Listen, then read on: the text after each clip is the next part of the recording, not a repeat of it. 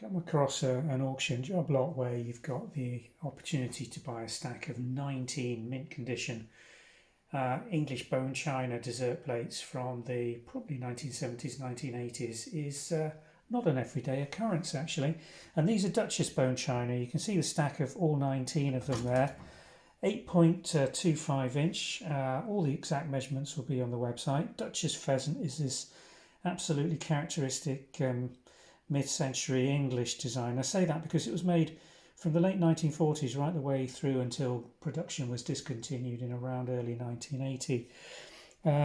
These are in absolutely superb condition. You can see from the side of the stack the gilt is undamaged and bright. The glaze is undamaged and bright.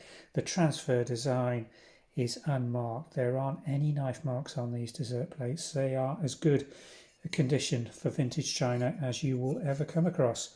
And the rear china marks, Duchess Crown, some in grey, some in brown, Duchess Bone China, suggesting they were coming off slightly different production lines with different stamps being used.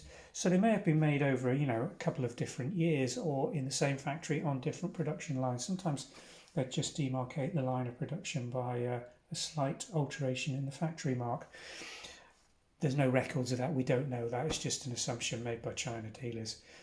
Very rare opportunity. If you're looking to put a big set together, then we've got both the 9.5 and 10.25 dinner plates in 11s and 12s. These in an opportunity to buy date match set of 19.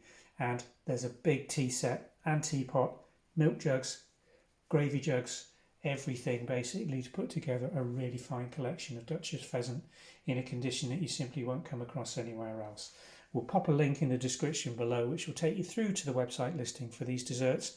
Thanks for watching, but do have a browse on the website if you're looking for a specific piece, but not these in Duchess Pheasant, as we may well have it on catalogue currently. Bye for now.